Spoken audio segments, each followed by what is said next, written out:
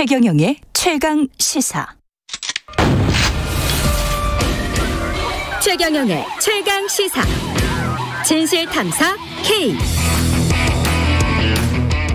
네, 뉴스 속 사건의 진실을 깊이 있게 파헤쳐보는 시간입니다. 진실탐사 K. 오늘부터 현근택 변호사 그리고 최단비 변호사 나와 계십니다. 안녕하세요. 안녕하세요. 네, 안녕하세요. 예, 지난주부터 나오셨던 거 아닌가요? 저는 지난주에 나왔고요. 그렇죠. 지난주에는 다른 분이. 나왔습니다. 예, 김병민 네, 대변인. 맞습니다. 그렇죠. 네. 예, 이제 이게 완성체가 됐습니다. 아, 예. 이게 완성체인가요? 예. 근데 뭐 현근택 변호사님은 고정으로 이미 픽스가 됐었는데. 아, 바쁘셔서 못 굉장히 또 히트작을 남기셔가지고. 히트작이에요? 저희 입장에서는 그 MBC 정치 인사가 좀 부러워요. 아. 네, 그렇게 한번 정치인이 나오셔서 크게 뭐랄까요? 큰 어떤 사고를 일으키면 굉장히 좀 유튜브 조회수도 많이 올라가고. 유튜브 하시는구나. 아니, 게다가 이제 그런 것도 있죠. 이게 프로그램 홍보도 되죠. 그래서 방송국 사람들은 뭐 그렇게 나쁠 게 없어요. 그게 근데요. 솔직하게 말씀드리자면. 저는 그 역사가 몇 년 됐어요. 한 3, 4년 됐는데 처음에는 이제 라디오 프로 하던 거를 하던 거를 라디오 끝내고 유튜브만 한 거예요. 그게 유튜브만 없어지기 좀 괜찮은 좀 그러니까 유튜브만 한번 해보자. 유튜브로 갔다가 조금 잘 되니까 다시 또 라디오로 올라온 거예요. 그렇죠. 그러니까 지상파 라디오에서 그런 거죠. 그렇죠. 그래서 이게 사실은 라디오였다가 유튜브로 갔다가 다시 라디오로 올라와서 우리는 항상 이거 공중파 TV로 한번 가보자. 항상 그 생각하면서 3년째 그냥 하고 있어요. 그 유튜브가 뭐 거의 TV죠, 뭐. 예.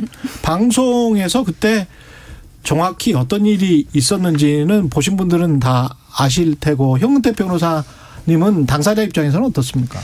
그러니까 그 유튜브 상에 제일 하나 빠진 게 아쉬운 장면이 딱 하나 있어요. 예. 제가 나가는 장면. 그게 갑자기 없어지더라고요.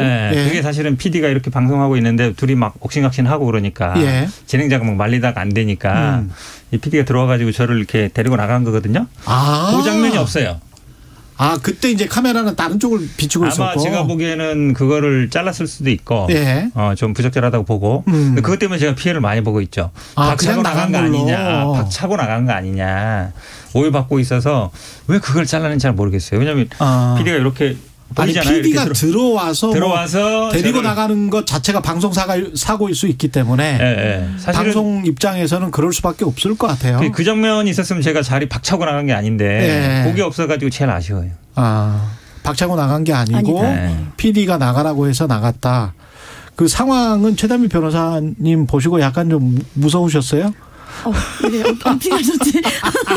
저는 이제 패널 입장에서 봤을 때는 그러니까 원희룡 후보의 자신의 주장도 이해가고 현근택 대변인님의 주장도 당연히 이제 양쪽 다 이해가는 부분이 있었는데 그냥 저렇게 싸워도 되나. 그래서 약간 저는 이제 소심한 패널이라서 그냥 웃으면서 해야죠. 방송. 그러니까 웬만하면 이제 좀 상대방 패널이 저한테 뭐라 해도 약간 이렇게 좀 이렇게 수그러드는 그런 소심한데 그래서 약간 무서웠어요. 저 다음 주부터 현근택 변호사님 해야 되는데 어떻게든 잘 부탁드립니다. 현근택 변호사님이 좀 온유하세요. 제가 이렇게 방송 같이 해보면 저 울지도 몰라요. 진짜. 온유하신 분이에요. 일단은 이걸 법률적으로 한번 살펴볼게요. 두 분 다 변호사시기 때문에 강윤영 씨는 원희룡 후보의 부인인데 신경정신과 전문의세요. 근데 어떤 유튜브죠. 이것도 어떤 유튜브에 나와서 이재명 후보는 소시오패스 같다. 경향이 강하다. 이렇게 이제 말을 했다는 거죠. 이게 어떤 법률적으로는 어떤 문제가 될 수 있을까요? 이게 뭐 변호사들이니까 이제 법 얘기하는 것 같은데 사실은 뭐 저는 그렇게 법적으로 문제 삼거나 뭐 그렇게 하고 싶지는 않고 지금 이제 경선 과정이다 보니까 이분이 단순히 뭐 그냥 전문의가 아니라 후보의 부인이고 아내. 그리고 더구나 이제 대구에 가서 유튜브에서 했다니까 그 어떤 목적성이라는 의도성은 분명히 보이잖아요. 뭐에 소구하고 싶었는지는. 근데 이제 법 얘기를 또 뭐 변호사니까 법 얘기는 안 할 수는 없는데 정치적 행위였다 일단. 그렇죠. 그러니까 두 가지죠. 하나는 이제 형사적인 문제 한마디로 얘기하면 명예훼손이나 아니면 그 허위사실 이런 게 되느냐. 그거 이제 조금 더 센 법이 이제 공직선거법이고 일반 예. 형사법상의 명예훼손이냐 아니면은 뭐 모욕이냐. 예. 한마디로 얘기하면 이게 사실적신지 아니면 의견 표명인지 이런 예. 부분이라서 그동안은 판례나 이런 거 보면 아마 이게 사실적신이 아니냐는 뭐 여러 가지 견해들이 있어요. 근데 이제 모욕이다, 정신병이 있다 이런 건 우리나라에서는 특히 그러니까 미국하고 좀 문화가 다르잖아요. 그렇죠. 미국은 이제 정신적인 진단이나 이런 거를 뭐 대중적으로도 많이 얘기하고 가는 게 아무렇지도 않은데. 그렇죠. 상담받고 그런 거는 우리나라는 상담받고 애들이 뭐 상담받거나 이것조차도 기록을 안 남기려고 하고. 소문은 절대 안 나게 하고. 절대 안 나고 하고 굉장히 민감하단 말이죠. 그러니까 이제 모욕된다라는 이제 뭐 판례는 많습니다. 많고 그다음에 그럼 이제 당연히 형사적으로 모욕이 되면 뭐 민사상의 손해배상 책임도 지는 건데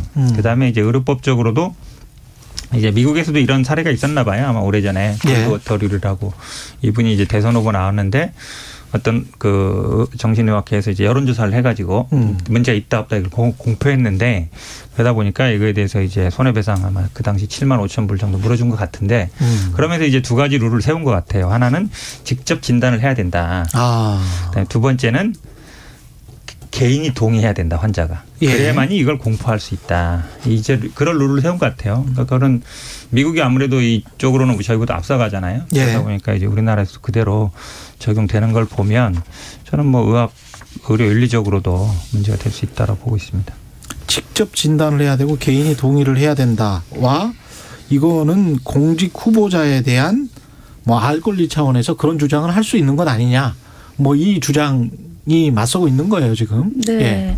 근데 이제 그 현근택 변호사님이 앞서서 말씀해 주신 거는 이제 현재 우리나라에 있는 법이고 뒤에 이제 의료와 관련된 거는 이제 신현영 의원도 주장하고 있는 의료윤리 위반이다. 이 부분은 이제 우리나라에서 의료윤리 위반에 사실은 직접적인 조항은 저는 찾기가 좀 어려웠어요. 그러니까 저건 미국에서의 룰 말씀하시는 거고 이제 그게 의료인으로서 바람직한 윤리이다 뭐 그런 주장은 가능한데 이제 현행 우리나라 예를 들면 의료법이라든지 이런 데 위반인지 여부는 저는 조금 의문이 있습니다. 아직까지는 뭐 어떻게 더 나아가야 되는지에 대해서는 뭐 그건 좀 알아봐야 될 것 같고 그리고 제가 이제 그 유튜브를 봤더니 이제 가장 이제 첨예하게 대립하셨던 부분이 이제 법상으로만 보면 이제 공선법상 후보자 비방이냐 아니냐 이제 이 부분이었던 것 같아요. 그러니까 현근택 변호사님이 비방이 된다 이렇게 말씀을 하셨고 이제 원희룡 후보는 아니다 이렇게 얘기를 하셨는데 제 개인적인 판단으로는 공직선거법상 후보자 비방은 주체가 없습니다. 그러니까 누구든지 할 수 있어요. 그래서 저는 그 부분은 현근택 변호사님의 해석이 이제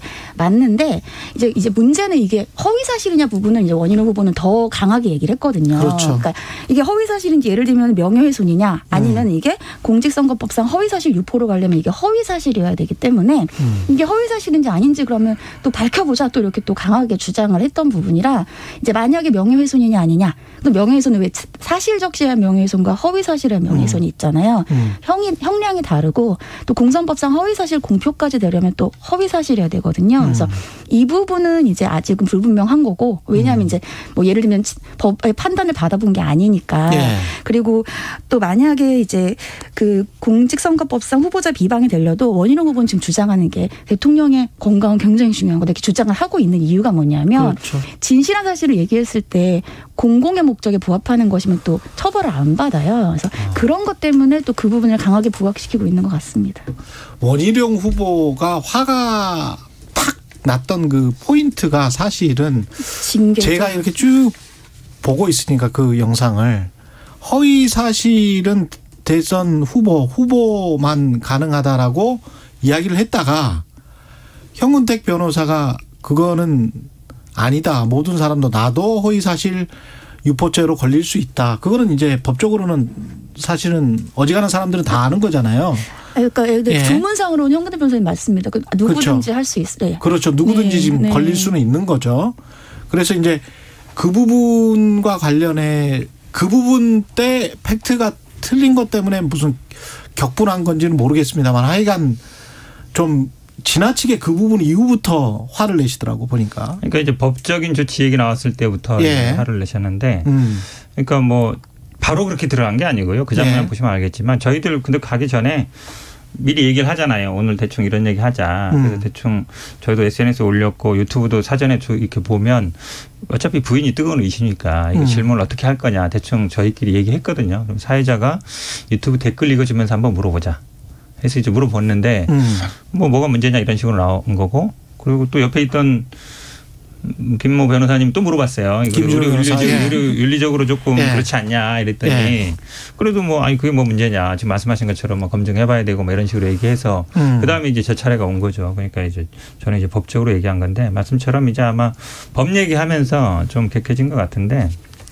법 이야기보다는 사실은 진짜 정치적인 이야기들이었네요. 정치적인 이야기죠. 이게 왜냐하면 이분이 단순히 뭐 정신과 전문의가 아니고 지금 경선이 치열하잖아요. 사회로 통과했고 또 전국을 다니고 있어요.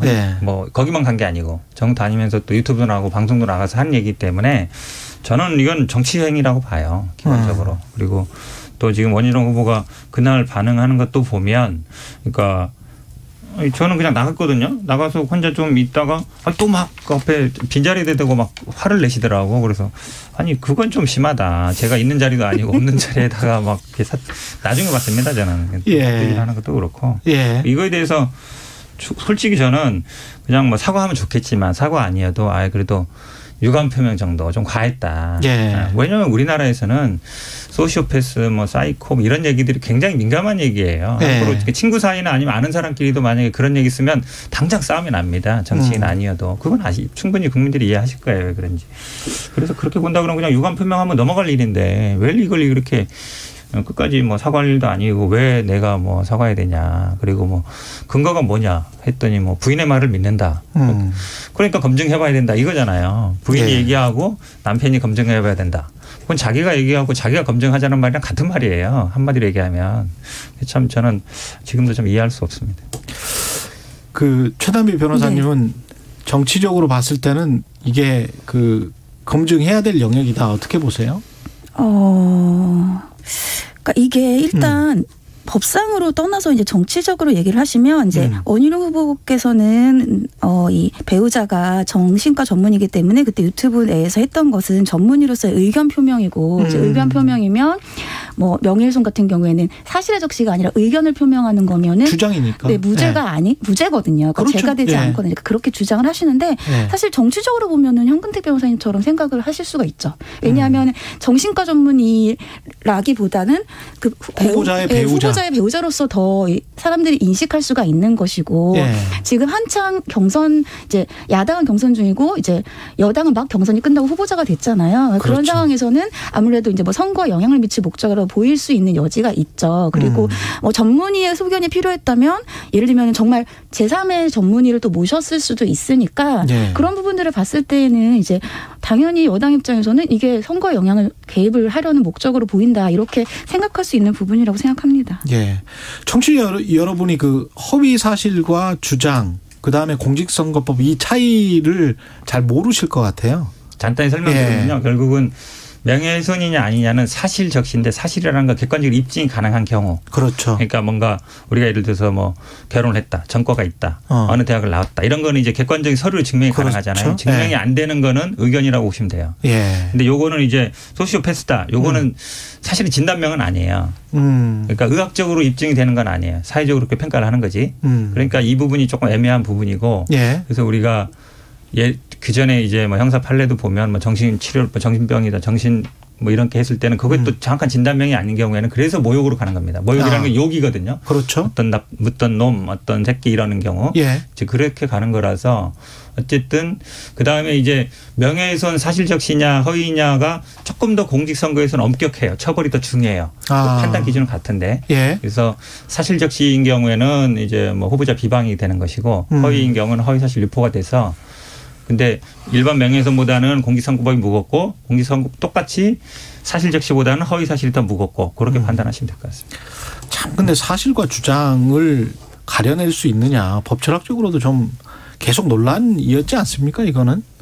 저는 아직도 헛갈려요. 뭐가 사실이고 뭐가 주장인지. 그러니까 이제 말씀하신 것처럼 사실 이제 사실이냐 의견 표명이냐에 따라서 이제 명예훼손이냐 아니냐 아니면 뭐 허위사실 공표냐 아니냐 이제 사실과 관련된 거니까 갈리고 이제 그 기준 중에 하나가 현 변호사님 말씀하신 것처럼 그 사실이 나중에 어떤 증거로 입증될 수 있느냐 아니면 자신의 견해를 표명하는 것이냐 이제 이런 것이고요. 그게 왜냐하면 명예훼손과 언론 표현의 자유가 충돌하는 부분이기 때문에 그렇거든요. 또 자신의 의견을 아예 말을 못하면 가장 우리 헌법에서 중요한 표현의 자유를 제한하는 것이기 때문에 근데 의견이라고 하더라도 그게 의견을 가장해서 사실상 이제 다른 사람을 예를 들면 명예를 훼손하거나 모욕하려는 사실도 또 사실이라고 보는 판례들도 있어요. 그러니까는 의견이냐 사실이냐는 사실 구분하기 굉장히 어렵습니다. 한 변호사님도 이제 아시지만 그래서 판례도 기준이 굉장히 애매해. 뭐라고 써 있냐면 뭐 그 당시에 말을 했던 여러 취지라든지 말이 오갔던 정황이라든지 이러한 것들을 다 토대로 하겠다. 그러니까 똑같은 말을 하더라도 이게 사실이 될 수도 있고 사실은 의견이 될 수도 있는 거예요. 그래서 여러 가지 이제 정황을 봐야겠죠. 그러니까 그때 이제 유튜브를 했을 때 어떠한 뭐 여러 가지 정황이라든지 뭐 현 변호사님 말씀하신 것처럼 왜 이제 이러한 얘기들이 나왔고 이러한 것들을 이제 봐야 될 것 같습니다. 이게 객관적으로 입증이 돼도 어려운 게 예를 들어서 저 사람이 어떤 전과가 있다. 뭐 예를 들어 음주운전 전과가 있다 그랬는데 있다라고 얘기 안 하고 있다는 의혹이 있다. 있다라는 그러네요. 말이 있다. 예. 있다라는 뭐 소문이 있다. 있다라는 언론 보도가 있었다. 있다. 그러면 사실은 그건 또 확실하게 음주운전 전과가 있다라고 얘기한 건 아니거든요. 그렇죠. 그런 경우에는 조금 더 또 빠져나갈 여지가 있어요. 그러면서 사실은 어떤 특정 정치인의 그렇죠. 이미지만 훼손시키려는 목적으로 슬쩍 악용할 수도 있겠네요. 근데 이게 이제 그 유튜브, 그러니까 그 원희룡 후보의 유튜브를 보시면 그 또 원희룡 후보의 배우자가 바로 자신의 의견으로 뭐 그런 뭐 병적인 소견이 있다 이렇게 말한 게 아니에요. 그러니까 이제 이 앵커가 이러이러한 의심이 있지 않습니까? 이렇게 물었더니 유도를 했구나, 또. 내 생각에는 그런 것보다는 이러이러이러한 점을 근거로 했을 때에는 이쪽 병명이 맞는 것 같다. 이렇게 또 답변을 해요. 어차피 그러니까, 병이 있다. 그러니까 이제 그러니까 어떻게 또 보면은 처음부터 모욕을 하려는 의도가 아니라 견해를 물어봤으니까 본인의 뭐 정신과적인 소견을 얘기했다. 또 이렇게 볼 수도 있거든요. 그러니까 그게 굉장히 애매한 거예요. 그러니까 저도 애매하다고 생각이 들어요. 근데 이제 거기서 저는 좀 중요하게 본 게 뭐냐면 이렇게 말씀하면서 그런 얘기를 했어요. 사실 동갑은 아니에요. 동갑은 아닌데 동갑인데 동갑이라고 얘기하면서 둘 다 가난하게 자랐다. 근데 한 사람은 굉장히 어쨌든 뭐 약간 행복한 집안에 자랐고 한 집안은 굉장히 뭐 문제가 있는 집안에 자라서 어릴 때 경험이 결국은 그런 성향을 낳은 것이다. 라고 얘기했거든요. 저는 오히려 그 부분이 더 마음에 걸렸어요. 왜 그러냐면 그 이재명 후보의 부모님을 그렇죠. 판단을 해버린 거네요. 그렇죠. 그러면. 가정을 판단해버리거든요. 그러니까 지금 이재명 후보와 관련된 뭐 형수 문제나 이런 것들은 그 가정의 그 나중에 형제들 간의 문제지 가정의 문제는 아닌데 마치 이제 원희룡 후보도 뭐 그렇게 풍요로운 집안은 아니에요. 어떻게 되는지 모르겠지만 이재명 후보를 마치 집안 자체가 어릴 때 문제가 있어서 그런 형격이 형성된 것이다. 라고 얘기한 게 제가 보기에는 오히려 더 심하지 않는가 문제 있다라고 생각하고 있습니다. 알겠습니다. 예, 오늘 말씀 감사하고요. 지금까지 진실탐사K 현근택 변호사 최단비 변호사였습니다. 고맙습니다. 감사합니다. 네, 고맙습니다. KBS 1라디오 최경영의 최강시사 듣고 계신 지금 시각 8시 48분입니다. 네, 화요일 출근길입니다. 도로 위가 평소보다 혼잡한데요. 앞차와의 여유 공간은